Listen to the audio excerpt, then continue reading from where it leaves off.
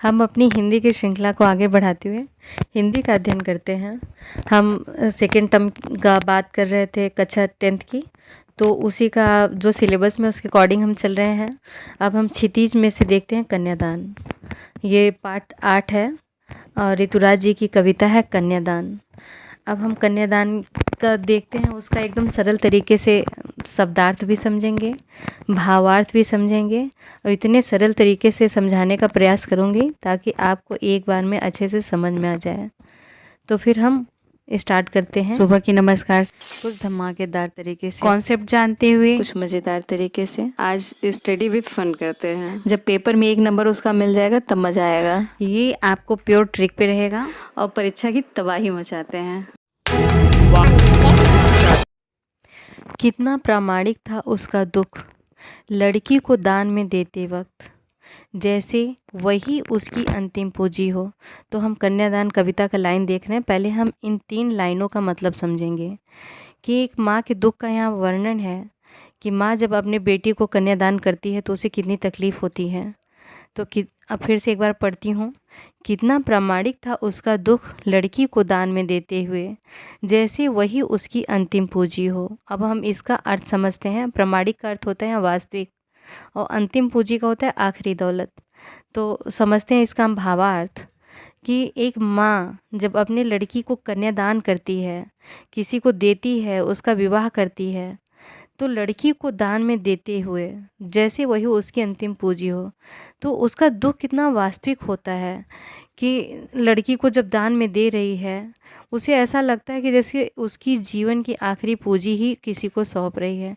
आप सोचिए कि जिस लड़की को पैदा हुई, उसे पाल पोस के बड़ा किया, राजकुमारी की तरह उसका पालन पोषण किया और किसी और को उठा के दे देती है, तो क्या लगता है कि जैसे अपनी आखिरी दौलत, क्या वो तो उसकी सर्वस्व होती है, उसके शरीर का अंश, तो वो उसी किसी और को सौंप रही है, तो उसे उस समय कितना दुख हो रहा होगा। तो उसकी आखिरी दौलत, जैसे किसी के पास अंतिम कोई दौलत हो, कोई मांग ले, तो उसे देते हुए उसे कितना कष्ट होगा कि मेरे पास तो यही आखिरी था, यही सब कुछ था, इसे ही तुम मांग रहे हो, तो कितनी तकलीफ़ होगी। तो उसी तरीके से एक माँ को उतना ही दर्द होता है, उतना ही दुख होता है अपनी लड़की को किसी को दान में देते वक्त, जैसे वह उसकी अंतिम पूंजी हो। अब वो होता भी क्यों नहीं, क्योंकि लड़की माँ की सहेली, आजकल माँ बेटी कैसे एक सहेली की तरह रहते हैं, अपना सुख दुख एक दूसरे से बांट लेते हैं, अब बातें करते हैं, साथ में रहते हैं। वही लड़की किसी और को आप दे दो तो उस माँ का दुख कितना अधिक होगा। यहाँ पर इसकी बात हुई है। फिर माँ सोचती है, माँ के यहाँ चिंता की बात हो रही है आगे के लाइनों में, कि लड़की अभी सयानी नहीं थी, अभी इतनी भोली सरल थी कि उसे सुख का आभास तो होता था लेकिन दुख बाँचना नहीं आता था। पाठिका थी वह धुंधले प्रकाश की, कुछ तुकों और लयबद्ध पंक्तियों की। तो अब इसे हम लाइन बाय लाइन समझते हैं कि लड़की अभी सयानी नहीं थी, अभी इतनी भोली सरल थी। माँ को चिंता हो रही है कि लड़की बड़ी तो हो गई थी, शादी की उम्र तो हो गई थी, लेकिन अभी सयानी नहीं हुई थी। कहने का तात्पर्य अभी उसे दुनियादारी की समझ नहीं थी, अभी वो इतनी भोली सरल थी, वो जैसी थी वैसे ही लोगों को समझती थी, इतनी भोली थी, इतनी सरल थी कि अपने जैसे ही लोगों को समझती।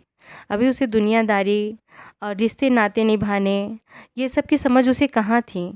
वो बड़ी तो हो गई थी लेकिन अभी दिमाग से सयानी नहीं हुई थी, अभी बच्चों की तरह ही थी। कि उसे सुख का आभास तो होता था लेकिन दुख बाँचना नहीं आता था। यहाँ पर माँ को चिंता हो रही है कि इतनी भोली सरल है मेरी बेटी, इतनी प्यारी है कि उसे सुख का आभास तो होता था कि अपने माँ बाप के साथ, अपने भाई के साथ जब कोई सुख हुआ तो उसे आभास, उसका एहसास तो होता था, खुश हो जाती, सबके साथ हंसती खेलती मस्ती करती, लेकिन दुख बाँचना नहीं आता था। यहाँ बाँचना का अर्थ होता है पढ़ना, तो लेकिन दुख बाँचना नहीं आता था, इसका अर्थ क्या हुआ कि सुख तो उसे एहसास हो जाता था लेकिन दुख से कैसे निपटना है, कैसे दुख से निकलना है, वह उसे नहीं आता था। दुख में वो घबरा जाती थी, समझ नहीं पाती थी कि इससे मैं कैसे निकलूं। तो उसके लिए मायके में उसके माँ बाप, उसके भाई बहन सब थे। तो उसे लगता था कि मेरे मम्मी पापा हैं, मुझे दुख से निकाल लेंगे। तो इसलिए दुख से कभी उसने लड़ना नहीं सीखा था, दुख से निकलना नहीं सीखा था। सुख तो मज़े में कट जाते थे, लेकिन दुख से निकलना उसे नहीं आता था। पाठिका थी वह धुंधले प्रकाश की, कुछ तुकों और कुछ लयबद्ध पंक्तियों की। पाठिका थी, पाठिका का अर्थ आप समझ रहे हैं कि पढ़ने वाली थी वह धुंधले प्रकाश की। यहाँ उसके दुख की ही बात हो रही है कि वो थोड़े बहुत जानती थी कि हाँ ये हुआ, अच्छा चोट लगी तो मम्मी ने दवाई दे दी, बुखार हुआ मम्मी ने दवाई दे दी। कुछ थोड़े बहुत बातें जानती थी, कुछ तुकों और लयबद्ध पंक्तियों की, कुछ चीज़ें सुनी सुनाई बातें जानती थी कि हाँ अच्छा ये ऐसा होता है, ये ऐसा होता है जो जीवन में चलता है, कि मुझे कुछ कमी हुई पापा ला के दे दिए, कुछ दिक्कत हुई मम्मी हैं। तो धुंधले प्रकाश की पाठिका थी, कुछ तुकों और कुछ लयबद्ध पंक्तियों की, लेकिन उसे दुख से निकलना वो सब नहीं आता था। ये इतनी लाइनें थी, माँ की चिंता थी उसके कि मेरी बेटी कहीं जाएगी तो कैसे एडजस्ट करेगी, कैसे रहेगी, क्योंकि उसे अभी तक केवल उसने सुख में जीवन बिताया है, दुख तो उसने देखा ही नहीं कि जीवन में कठिनाइयाँ कैसे होती हैं, दुख आते हैं तो क्या किया जाता है, वो सब उसे आता ही नहीं था। अब आगे माँ अपनी बेटी को समझाती है कि वहाँ पर जाके कैसे रहोगी। अब इन पंक्तियों में हम उसे समझते हैं। माँ ने कहा, पानी में झाँक कर अपने चेहरे पर मत रीझना, आग रोटियां सेकने के लिए है, जलने के लिए नहीं। वस्त्र और आभूषण शाब्दिक भ्रमों की तरह बंधन है स्त्री जीवन के। तो माँ ने कहा, लड़की होना पर लड़की जैसी दिखाई मत देना। अब हम एक एक लाइन को समझते हैं। माँ ने कहा, पानी में जाकर अपने चेहरे पर मत रीझना।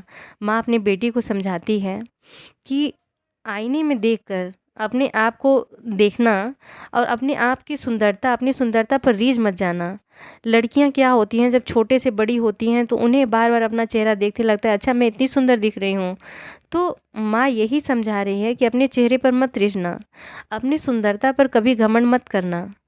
वहाँ जाना, सबकी सेवा करना, लेकिन कभी ये मत ससुराल में दिखाना कि नहीं मैं बहुत सुंदर हूँ, उस सुंदरता पर घमंड मत करना।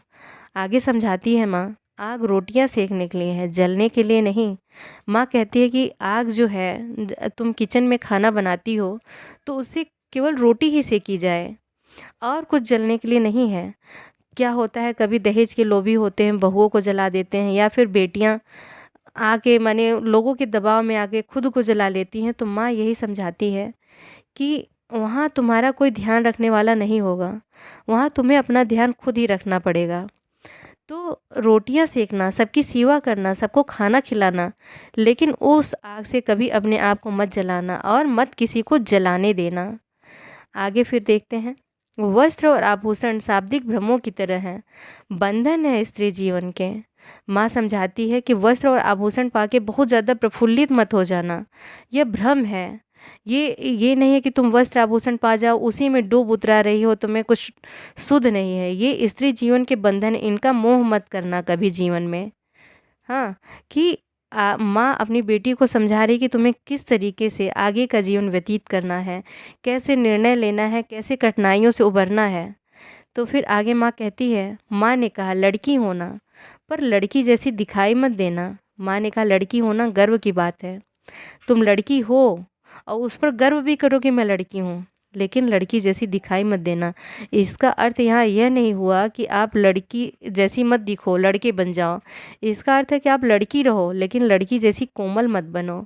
आप मन से मजबूत बनिए, आप दिमाग से मजबूत बनिए। आप लड़कियों जैसी कोमल मत रहिए कि कोई आफत, कोई कठिनाई आपके जीवन में आए तो आप तितिर बितिर हो जाइए। तुम लड़की जैसी होना, पर माँ ने कहा, लड़की होना पर लड़की जैसी दिखाई मत देना। मतलब तुम लड़की तो हो पर लड़कियों जैसे दिखाई मत देना, इतनी कोमल मत रहना कि किसी के बात की चोट लग जाए और किसी को अपने ऊपर अत्याचार करने दो। तुम मन से मजबूत बनना और एकदम अच्छे से जीवन व्यतीत करना। तो ये कन्यादान उम्मीद करती हूँ कि आपको समझ में आया होगा, और पसंद आए तो प्लीज़ लाइक शेयर सब्सक्राइब करना ना भूलें। धन्यवाद।